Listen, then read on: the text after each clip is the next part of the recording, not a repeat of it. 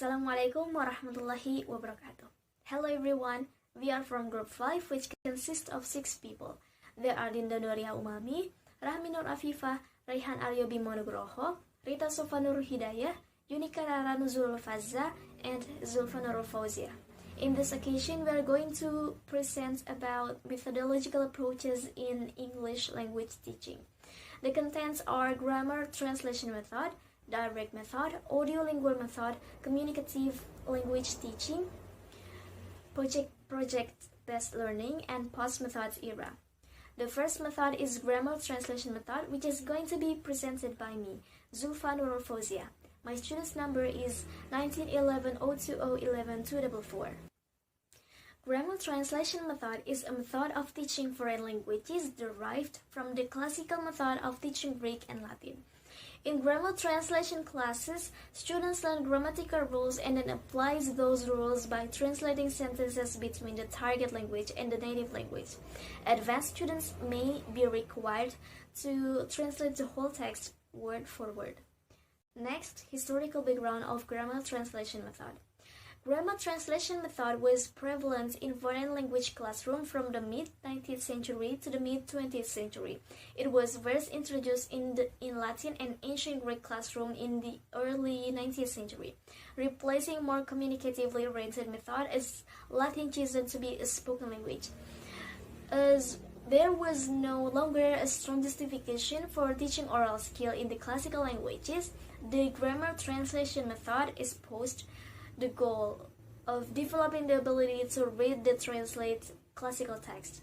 By the mid-19th century, the method had been adopted for teaching modern languages by German scholars such as Karl Plotz and Johann Seidenstacker, and it quickly spread to classrooms throughout Europe and the United States. According to Titan 1968, the goals of the method are to develop the ability to read literature in a target language, as well as to develop an excellent mental discipline, a fortune of spirit, and a broad human understanding of life. Mental discipline is thought to be fostered through the analysis of complex grammatical structures.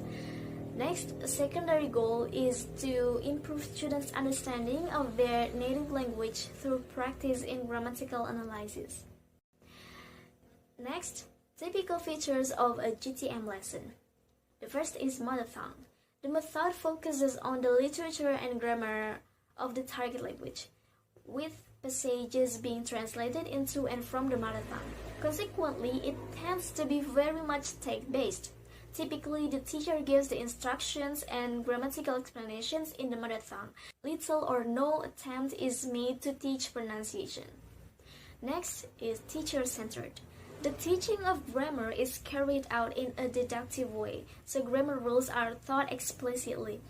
Since grammar translation is teacher-centered, much time is devoted to the explanation of grammatical rules, and the language instructor expects students to listen and take notes from the lectures. Next, vocabulary taught through word lists and translations. Vocabulary selections is based solely on the reading text used, and the words are taught bilingual word lists, dictionary study, and memorization. In a typical grammar translation text, the grammar rules are presented and illustrated. A list of vocabulary items are presented with their translation equivalents, and translation exercises are prescribed. So vocabulary exercises include antonyms and anonyms, descriptions, and etc. based on words in reading text. Next, practice based on translation of text to and from mother tongue. Students translate a reading passage from the target language into their native language. The reading passage then provides the focus for several classes. Vocabulary and grammar structure in the passages are studied in the subsequent lessons. The passages may be expected from some words from the target language literature, or a teacher may write a passages carefully designed to include particular grammar rules and vocabulary. The translation may be written or spoken or both. Students should not translate idioms like literally, but rather in a way shows that they understand the meaning. Next, elaborate presentation of grammar rules. Grammar rules are presented with examples. Exceptions to teach rules are also noted. Once students understand a rule, they are asked to apply it to some different examples. The last is composition exercises based on topic from the reading text. The teacher asks the students to write about a topic using the target language. The topic is based upon the aspect of the reading passages of the lesson. Next, we come to the advantages and disadvantages of grammar translation method. The advantages are: translation is the easiest and shortest way of explaining the meaning of words and phrases. Learners have no difficulties understanding the lesson as it is carried out in the mother tongue. It is a labor-saving method as the teacher carried out everything in the mother tongue. And the disadvantages are: the translation of sentences or text can be sometimes misleading. What the method is good at is teaching about languages, not teaching the languages. The method focuses on grammar at the level of each sentence, that is, the well-formed of sentences according to prospective grammarians. Actual data suggests that sentence-level grammar doesn't account for many instances for real communication. Speaking or any kind of spontaneous creative output was missing from the curriculum. So students lack an active role in classroom because the main focus on reading and writing at the expense of the speaking and listening skills. So it has very little attention to real communication. Because of all these disadvantages, teachers try to find better ways to remedy the pitfall of the grammar translation method. So the direct method was the answer. So, next presentation is about direct method, which will be presented by Yunika, Rara, Nuzulul, Fazza. Alright, my name is Yunika, Rara, Nuzulul, Fazza. My student's number is 1921222151. And for the next materials, it is the second method, is direct method. As we know that in English language teaching, usually teachers tend to explain the materials to the students. But in direct method, it is the materials are not given by explanation but by illustration and demonstration. It is because direct method focus on the interaction between the students and the teachers. And it is also used to target language in the classroom. So the materials will be acquired by the students through the interaction between teachers and students. Next is techniques of direct method. The first is reading aloud. Second is question and answer session. The third is dictation. The fourth is fill in the blank exercise. The fifth is student self-correction. And the sixth is oral communication. Principles in direct method. The first is introduce the new teaching points orally. The second is taught the sentence and vocabulary. Next is students should speak English. The next, grammar and pronunciation should be correct. And oral skills of communication. Purpose of language is communication. Taught the speech and listen to the comprehensive knowledge ability to understand something.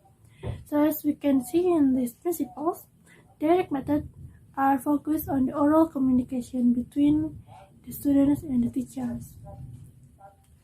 Next is advantages and the disadvantages of direct method.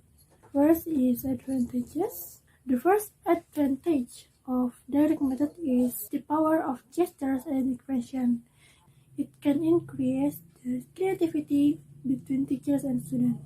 The second is it can increase interest in the English language and relationship in meaning and words. The third is involve all the people engaged in the activity. So all people, as I have told before, that it is focused on the interaction between students and the teachers. So all of the people in the classroom will get involved. Next is disadvantages. Ignore the systematic written work that is done to a fixed plane in a thorough and efficient way. The second is expensive because the aids are consumed at a high cost. Why is it expensive? Because in direct method, we focus on illustration and demonstration. And to illustrate and demonstrate something, it will need some aids to help us in give the materials, right? And that is one of these advantages. And the last is it is not too suitable for the higher class. So these methods are suitable only for the lower class. Maybe that's all from me. Thank you. Okay, Assalamualaikum warahmatullahi wabarakatuh. My name is Rayhan Aryobimo Nugroho. My student's number is 192100097. Thank you for letting me to give or deliver something about audiolingual method. The audiolingual method, according to LMED in 2016, is like the direct method. It's also a novel approach. However, it is very different in that rather than emphasizing vocabulary acquisition through exposure to its use in situations, the audiolingual methods drill students in the use of grammatical sentence patterns. An audiolingual teaching method is defined or can be defined as a method which emphasizes on repetition of the words to help the students to be able to use the target language communicatively. And the concept, Abdu in 2016 stated that audiolingual theory is derived from linguistic and psychology. It is a combination of structural linguistic theory, contrastive analysis, and oral procedures, and behaviorist psychology. Next is the technique. First, dialogue memorization. Students memorize an opening dialogue using mimicry or mimic and applied role-playing. Second, backward build-up or expansion drill. Teacher breaks a line into several parts. Students repeat each part starting at the end of the sentence and expanding backward through the sentence and adding each part in sequence. Third, repetition drill. Students repeat teacher's model as quickly and as accurately as possible. Fourth, chain drill. Students ask and answer each other one by one in a circular chain around the classroom. Fifth, single shot substitution drill. Teacher states a line from the dialogue and then uses a word or phrase as a cue that students, when repeating the line, must substitute into the sentence in the correct place. Sixth, multiple slot substitution drill. Same as the single slot drill, except that there are multiple cues to be substituted into the line. Seventh, transformation drill. The teacher provides a sentence that must be turned into something else. For example, a question to be turned into a statement, a negative sentence to be turned into a negative statement, and etc. Eighth, question and answer drill. Students should answer or ask questions very quickly. Ninth, use minimal pairs. Analysis. The teacher selects a pair of words that sounds identical, except for single sounds that typically possess difficulty for the learning students or to pronounce and differentiate the two words. 10th, complete the dialogue. Selected words are erased from a line in the dialogue and students must find and insert it. 11th, grammar games. Various games designed to practice a grammar point in context. and it's using lots of repetition. Next is the principles of audiolingual method. According to Homer in 2001, he describes the principles of the audiolingual method as follows. First, instructions are given in the target language. Second, language forms occur within a context. Third, students' native language interferes as little as possible with students' attempts to acquire the target language. Fourth, teaching is directed to provide students with native speaker like a model. Fifth, analogy provides a better foundation for language learning than analysis. Sixth, errors are carefully avoided because they lead to the formation of bad habits. 7. Positive reinforcement helps the student to develop correct habits. So it has a correlation between the 7th and 6th points. And the 8th is students are encouraged to learn to respond to verbal and non-verbal stimuli. 9th, the teacher is regarded as an orchestra leader conducting, guiding and controlling the student's behavior in the target language. And last is learning a foreign language is treated on par with the native language. In the audiolingual method, the classroom atmosphere is the main actor, creating a relaxed classroom, non-threatening learning environment is essential for achieve the successful of learning process. The goal is that students will assimilate the content of the lessons without feeling any type of stress or mind bored. Classrooms are equipped with comfortable seating arrangements and make it so comfortable to learn. I think that's all from me. Thank you. Assalamualaikum warahmatullahi wabarakatuh. Hello everyone, my name is Rahmi Nur Afifah, 1921222149. Here I will explain about communicative language teaching or CLT. Communicative language teaching is an approach in language learning through interaction and communication. So this method is focused on communication and interaction in the learning activities. According to Widonson 1990, communicative approach as follows. It concentrates on getting learners to do things with language, to express concept and to carry out communicative acts of various kinds. So all the learning language activities through interaction and communication. It can be communication between teacher and students, or students and their peers or their friends. Next, there is types of language of learning activities. First, there is role plays, and then interviews, and then discussion, and then language games, and then quiz, and then etc. Because so many activities can do in CLT. Next, there is technique of CLT. First, there is functional communication activities. So, functional communication activities are aimed to developing a certain language skill and function which involve communication. And then the second is social interaction activities.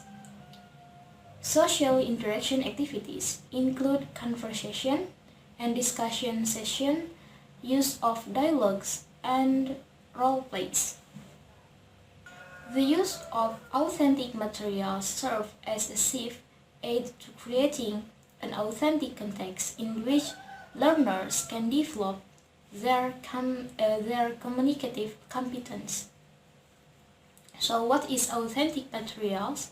So authentic materials is materials that give learners a feel of using real-life language. So, authentic material can include audio, audiovisual, and printed materials. For examples of this include TV news and programs, and then radio, and then music and movies, and then magazine, and etc. Last, there is roles of teacher in CLT. First, the teacher facilitates communication in the classroom. According to Larson Freeman, 1986. So, the teacher here leads the activities in the classroom, such as lead the discussion, ask the students for doing communicative activities, and etc.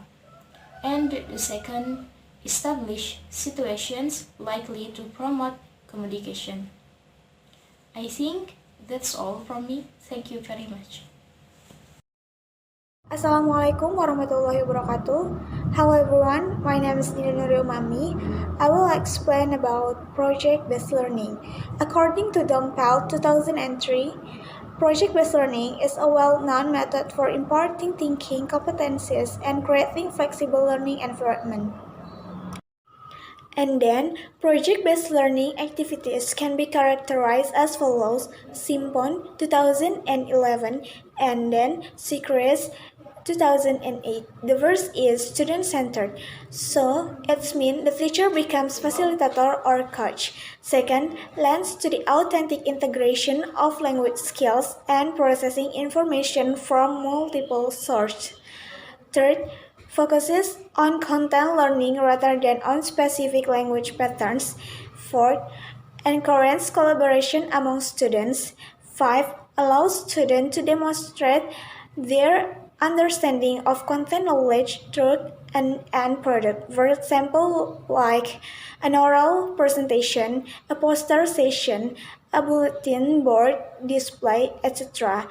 And the last is bridge using English in class and using English in real life context. Next, learning outcomes. Studies comparing learning outcomes for students taught via project-based learning versus traditional instruction show that when implemented well, project-based learning increases long-term retention of content, helps students perform as well as or better than traditional learners in high-stakes tests, improves problem solving and collaboration skills, and improves students' attitudes towards learning. And project-based learning can also provide an effective model for a whole school's reform. According to Morgan, 1983 described three general models of project work for educational purposes. The first is project exercise. The aim of this type of project is that students should apply knowledge and techniques already acquired to an academic issue in a subject area already familiar to them. Second, project component. The project is more interdisciplinary in nature and often related to real-world issues. And then the objects include developing problem-solving abilities and a capacity for independent work. The last is project orientation. This term denotes the entry curriculum philosophy of a program of study, and the subject material studied is determined by the demands of the project topics. Next, types of projects. According to the legendary pioneer of project-based learning, William Hart Kilpatrick, 1921, there are 4 types of projects. The first is represented as experiences in which the dominating purpose was to do, to make, or to effect, to embody an idea in material form. For example, writing letters and composing symphonies. Second, involve purposeful enjoyment or appropriation of an experience. Third, the dominating purpose was to solve a problem. And the last is the learning project include experiences in which the purpose was to acquire some item or degree of knowledge or skill. Challenges in implementing project-based learning. The first is taking on the constructivist approach. It means the teachers must be able to recognize and accept achieve in their function and become comfortable with implementing student-centered pedagogies. Second, adopting new constructional strategies. It means the teachers needed guidance on using constructional strategies to implement project-based learning due to the different views on their roles. And the last is assessing project-based learning. The assessment should include several learning projects such as portfolio, rubrics, world-class discussion, performance assessment, written journals, weekly reports, and self-assessment. I think enough, and the next presenter will be presented by Rita. Hello everyone, my name is Rita Hidayah, and here I will explain about post-method era. We start from definition of post-method era. Kumara Fadivelu identified what he called the post-method condition. That's a result of the widespread dissatisfaction with the conventional concept of method. And Brown states, by the early 1990, it was readily apparent that we didn't need a new method. We needed instead to get on with the business of unifying our approach to language teaching and designing effective tasks and techniques that were informed by that approach. So in short, the post-method era was the era when there was not a specific language teaching method used. The strategies used might be the mixed ones from several methods exist before. And here, the causes or reasons of the emergence of the post-method era. There are some factors that caused the existence of an era so-called the post-method era. First, the arguments used to defeat method can also be seen as evidence that teachers at least were never really in the throes of methods. First, post-methodologists argue that the methods were really very limited in that they deal only with the first lesson of mainly lower-level courses. And the second reasons, post-methodologists argue that the methods can never be realized in their purest form in the classroom according to the principle of their originator, because methods are not derived from classroom practice. Richard and Rogers 2001 calls the designer method ideal types. And the last reason, the third reason, a further dismissive argument against a prospective methods is that the little of interest remain in them, but the argument ignores the huge influence that the core philosophies of community language learning, Silent Way, and Suggestopedia have had on language teaching. To sum up, the emergence of the post-method era is mainly the existence of certain methods in language teaching doesn't meet fully the need of language teaching itself. Thank you.